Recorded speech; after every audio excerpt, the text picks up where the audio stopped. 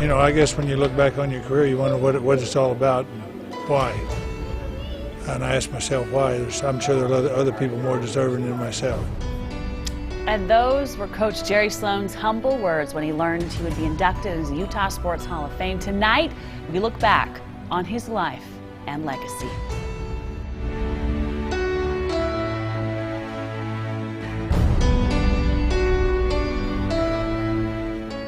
Good evening, I'm Emily Clark. And I'm Glenn Mills. Thank you so much for joining us tonight. A sad day in the world of sports as we learn that Jerry Sloan, one of the most iconic faces of Utah Jazz basketball history, has died. We're honoring the life and legacy of the late coach who passed away this morning. Wesley Ruff now joining us live to talk all about his friend and fellow sportsman. Wes. Yeah, he was my friend, as well as an all-star player in the NBA, a Hall of Fame coach, and a great human being. He came across as a tough, hard-nosed guy, which he was, but he was also a man who had a big heart and a simple philosophy for basketball and for life. Former players and fans weighed in on his passing today. He was just such a great guy who had that down-home, heartland humility and philosophy about his life and himself, and at the same time was able to, take a team to the NBA Finals. It's so rare to find a guy who's as a coach who becomes your friend and can walk that line. Especially when you're playing for them, to call you on the carpet during the game and then after the game go out and have a beer or whatever and hang out and just talk about life. He never changed for anybody. He was his own man, and we got to see him as players. We got to see him away from the court, and just the laughs just kept coming. The toughness he brought when something went down in the game. Who was the first one out on the court? Getting in between guys or wanting to fight the opponents. It was Jerry. Well, Coach Sloan, I think, is the epitome of hard-nosed, never give up. And so that's why I came down here. I saved a John Deere hat I wanted to put there.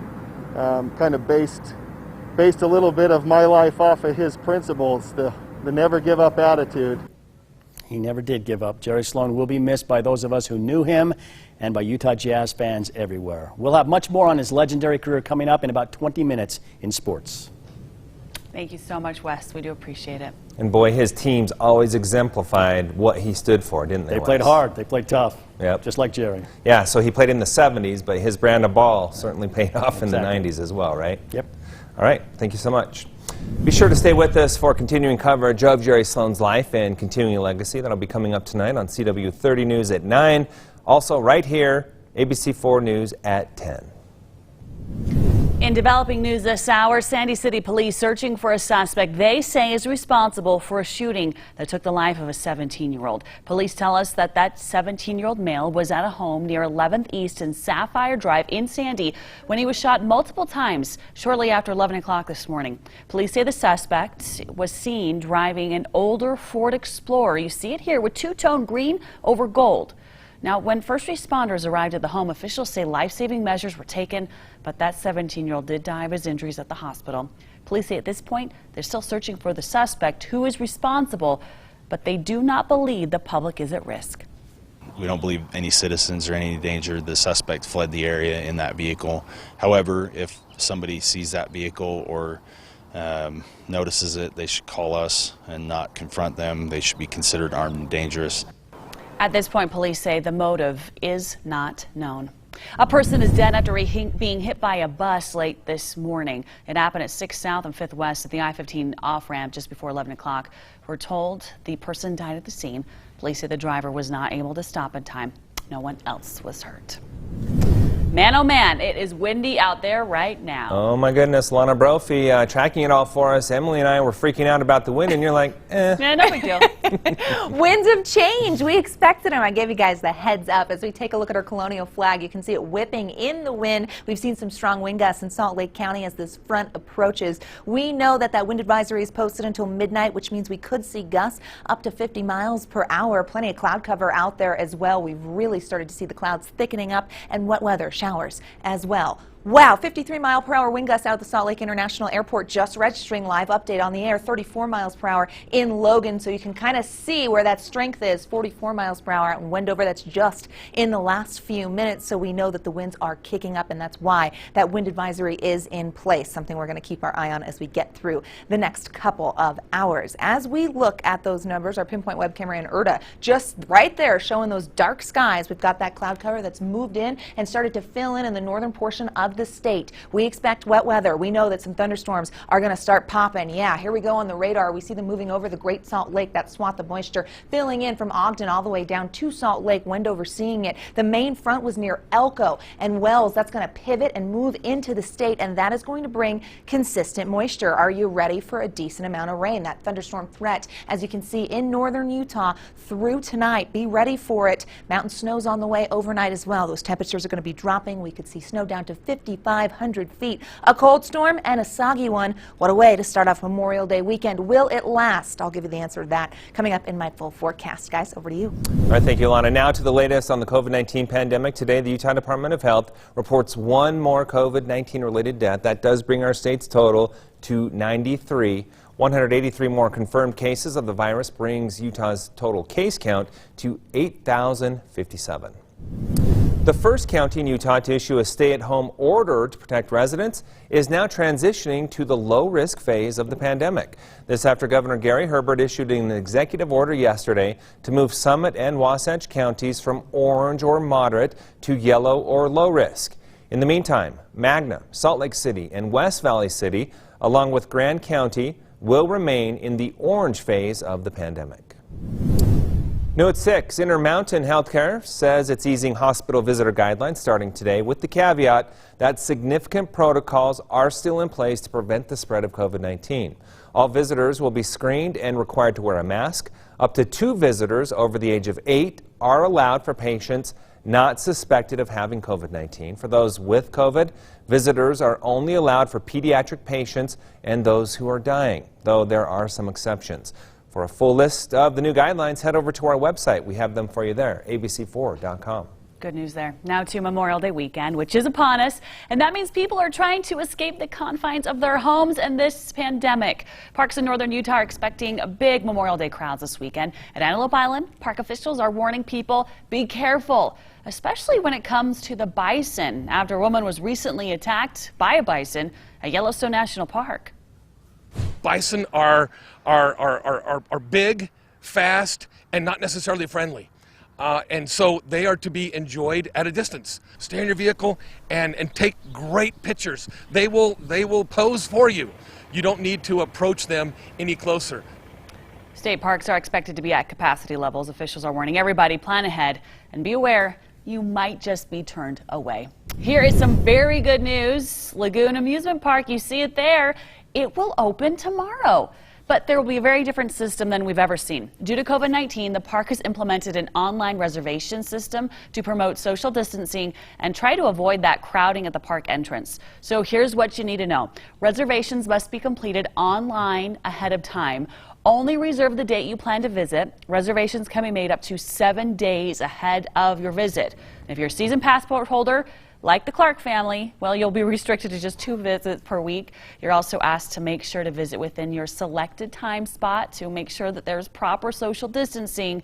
You're also encouraged to check the website for the ongoing changes. Meantime, park managers at Southern Utah's national and state parks have a message they want to send.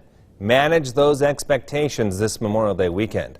Amid the COVID-19 pandemic, officials are expecting even bigger crowds than normal at state parks such as Sand Hollow and Quail Creek. If you plan to go to either park, anticipate closures Saturday through Monday. Visitors are expected to social distance and wear life jackets when boating or kayaking, and be aware of high winds. I want to remind people that there is only one entrance to Sand Hollow State Park, through our main entrance. We don't want people parking in neighborhoods and trying to find a different entrance to the park. Come through the main gate. We will try to allow as many people as we can.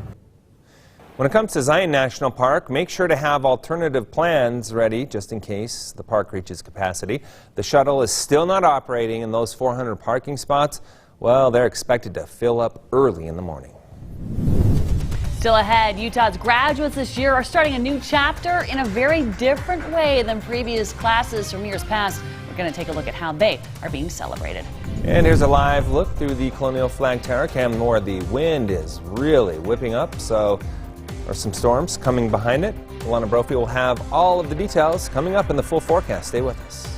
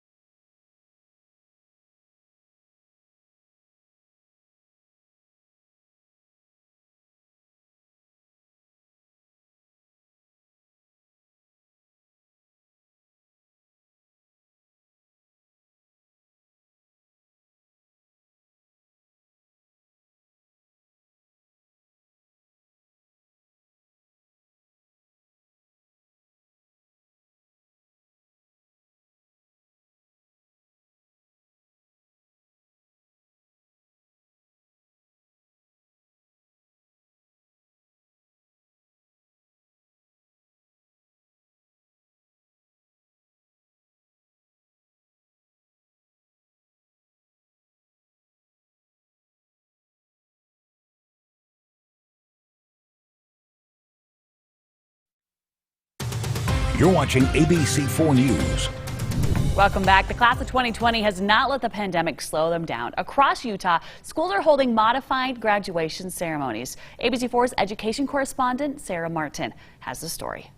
Hours-long graduation ceremonies have turned into graduation parades in the Granite District. The actual ceremony is what you actually look forward to when you're graduating, and to not have that is upsetting. But at least we're still here today doing something. I feel like this is better than an actual, like a real graduation. I don't know. I feel like this was more special and memorable and personal. Just like walking past, seeing my favorite teachers, and then just having them cheer us on. And then I was able to get my diploma from the principal in front of the TW, and it was a lot of fun. The seniors got to plan their own ceremonies with help from their teachers and the district. The student government all tried to brainstorm ideas of what we could do for a graduation, and we submitted it to admin. But this is what we ended up doing, and I'm super happy with it. No other class gets to walk down with their parents, and here we are, walking down with our parents. I think it just puts into perspective, my family's the one that's been there every single day for me throughout my whole education. So it's just, they're the ones that are with me today, so I'm getting emotional. Every senior told me these massive changes have been hard, but rewarding too. I feel like just the circumstances made us more resilient to what's happening around right now. And I think it just overall brought us all together. And we did the unimaginable this week. We did it! This is going to be a part of us forever, and it's awesome. Congratulations, seniors. Reporting from Hunter and Taylorsville High Schools, I'm Sarah Martin, ABC4 News. Time now for Utah's most accurate forecast. Weather rate certified 9 years in a row. The cold front is arriving. Those gusty winds really mean business. Downed trees associated with this. Just posted a video on social media of some siding coming off of a house. Our colonial flag really whipping in the wind. Strong winds. Salt Lake International Airport just clocked a 53-mile-per-hour gust. As we look down south, we also have southerly winds at Dixie State University where clouds have filled in. But it's a quieter day down south. We, in the northern portion of the state, are going to start to tap into some wet weather. We've got a wind advisory in effect until midnight. You see it for the western side of the state, but this includes Salt Lake and Tooele County, parts of Utah County, which means gusts up to 50 miles per hour. And we know those strong winds can cause damage, and it's really bad right now in Salt Lake County. You're probably hearing it, noticing it, those wind speeds clogging big numbers. These are consistent wind speeds. It's in Salt Lake. Hello, Wendover at 33 miles per hour. We are seeing gustier conditions then down south at the moment as this front pushes on through. The clouds really filled in as well. Look at that defined line. We're starting to see it kind of swoop in, and we've got high pressure in control. We're bringing in a low pressure system. Those two collide, and boy, this is what happens. Here we go with those showers. We're going to see them fill in. They've already filled in and around Park Valley, near Tooele County. We're going to start to see that wet weather. The wind is going to usher in some of that wet weather. The wind down south causing that red flag warning, so fire danger is critical. Heads up there, and elevated risk in central Utah because of our very windy conditions. Now, we have been dry. That will change as we head into tonight. 50s. We are cooling quickly. Here comes that cold air. You're going to notice it as we get into tomorrow. Cooler conditions after the storm rolls throughout the state. Those numbers will be below average, and as we get into Memorial Day, that will be the nicest day of the weekend, but we will remain cool as we get towards Sunday and then warm up a little bit for the actual holiday. All right, Futurecast shows us this storm system. Kind of watch. It's going to roll down. We've got northerly winds behind it. The red line showing the southerly winds. Here it comes. Really heavy overnight, a consistent rain event. It's been a long time since we've seen this, but we are going to see consistent rain, and it's going to hang around as we get through the overnight and into the early morning hours. It turns to snow. 5,500 feet will be that snow level, so a heads up there. We clear out for Saturday and Sunday, but the temperatures won't rebound as quickly. 30s and 40s tonight with wet weather, windy conditions, and down south that fire danger. Tomorrow, only a high of 60 for Memorial Day weekend Saturday. That's going to be definitely cooler. Temperatures are usually right around the 70s. Look at that. Randolph only getting into the 40s, 46 in Park City. As I mentioned, we will have some snowfall. 70s into 80s for St. George. Monday, Memorial Day, looks really nice. And then we go to the other extreme, because why not? 2020, triple digits show up ready to go at 102 and 103. 60s will turn to 70s. Low 70s. Monday will be very nice. Thank you to all those who served. And then we have a stretch of days in the 90s. Wet weather's on the way. The winds are howling. What a way to start off Memorial Day weekend. Glenn, over to you. All right, thanks so much. Wesley Ruff here now with sports. And Wes, just a sad day as we go through so many memories today. Yeah, it's a sports community mourning the loss of former Utah Jazz head coach Jerry Sloan. Coming up, we'll tell you about his legendary career and hear from some of his former players.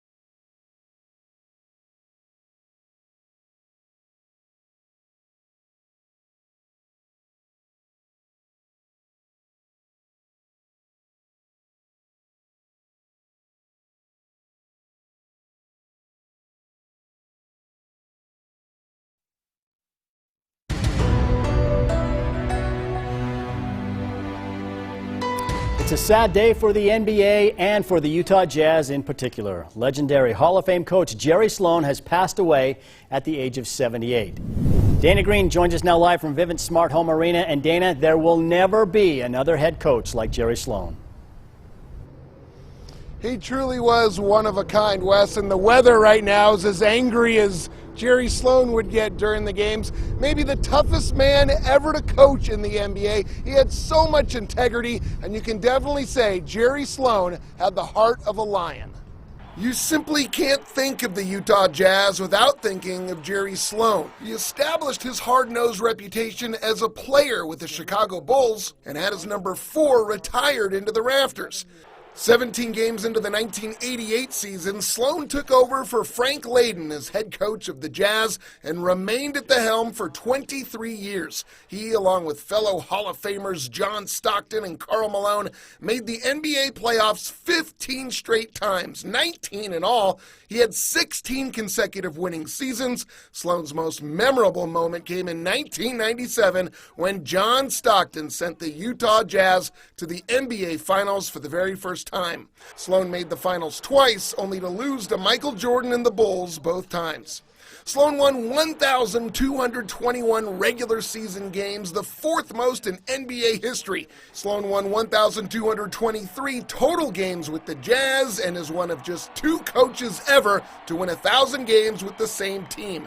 Despite never winning Coach of the Year honors, Sloan was inducted into the Basketball Hall of Fame in 2009. I've learned that there are many things in life more important than basketball. Being inducted into the Naismith Basketball Hall of Fame is an achievement unsurpassed in my career. In February of 2011, Sloan abruptly retired after a reported dispute with point guard Darren Williams. Sloan downplayed that argument, saying he was just ready to step away from the game. 26 years is a long time to be in one organization, and I've been blessed. My time is up, and it's time for me to move on. In 2016, Sloan was diagnosed with Parkinson's disease and Lewy body dementia. He still went to Jazz games, but his health steadily declined over the last year. The Jazz released a statement today saying, Jerry Sloan will always be synonymous with the Utah Jazz. He will forever be a part of the Utah Jazz organization, and we join his family, friends, and fans in mourning his loss. We are so thankful for what he accomplished here in Utah and the decades of dedication, loyalty, and tenacity he brought to our franchise. Like Stockton and Malone as players, Jerry Sloan epitomized the organization. He will be greatly missed. We extend our heartfelt condolences to his wife Tammy, the entire Sloan family, and all who knew and loved him. Jerry Sloan was 78 years old and will always be remembered in the hearts of Jazz fans forever. Jerry Sloan embodied what a Jazz fan expects from a Jazz man. I think that Jerry Sloan should have a statue right here with John and Karl where he belongs. Yeah, it's too bad we can't have a big gathering here to celebrate the life of Jerry Sloan. There is a bit of a memorial here, but Wes, I know you talked to some people who knew Jerry Sloan very well today. Yes, I did. Thank you very much, Dana. Yeah, we spoke with a couple of his former players and a broadcaster who, like me, covered Sloan since 1985 and got their thoughts on the legendary coach. I think first and foremost, the fact that he made all of his players better people and better players, and his commitment to a solid philosophy throughout his coaching and leadership career. There's a flood of things that come back now. Obviously, we're celebrating him and his legacy, but man, he is going to be so missed. He was just such a great guy who had that down-home, heartland humility and philosophy about his life and himself, and at the same time was able to take a team to the NBA Finals. He was a simple guy. He knew one way, and that was hard work. If you give me the work, then I'm happy. Stomping on the court, the toughness he brought when something went down in the game. Who was the first one out on the court? Getting in between guys or wanting to fight the opponents. It was Jerry. When you can find a human being that you can fit that much toughness in, and in the same body put as much heart and kindness as Jerry Sloan had. I mean, that's a human being for you right there. It's so rare to find a guy who's as a coach who becomes your friend and can walk that line especially when you're playing for them. You know, to call you on the carpet during the game, and then after the game go out and have a beer or whatever and hang out and just talk about life and be your buddy. And I think that's the other great attribute about Jerry Sloan is you got what you got, right? There was no airs. He didn't put on the airs for anybody. I don't care if it was at a tuxedo dinner. You got Jerry Sloan. You brought your kids to the game and you sat 2 or 3 rows from the bench. You got what you got. You better cover their ears if you don't want to hear it. But that was Jerry, right? And that's what you loved about it. I'm not sure Havoc can handle all that toughness, Wesley. You know, he's going to want to coach as soon as he gets up there. So hope God's ready with a team for him. But this man, let me tell you, the impact he had on my life, it's just invaluable. Yeah, we talked about his heart. I was fortunate to witness his kindness to my family and to others. He was a great player, great coach. He was a great person, and he definitely will be missed. Yeah, hearts are heavy all across the state tonight. Okay, let's go check out our forecast. Very windy out there, Alana. Devastating day, very windy. This is a picture sent in by Jan Clark, Salt Lake City Cemetery. There in the avenues, tree completely knocked down. You can see uprooted, strong winds, Salt Lake and Tooele County now included in that wind advisory, which means gusts up to 55 miles per hour as we get through midnight. Here's a look at what to expect for Memorial Day weekend. Wet weather is on the way. It's coming, guys, in the next couple of hours. So be ready. Sooner than that, but. Thank you, Alana, and we will see you back here at 10.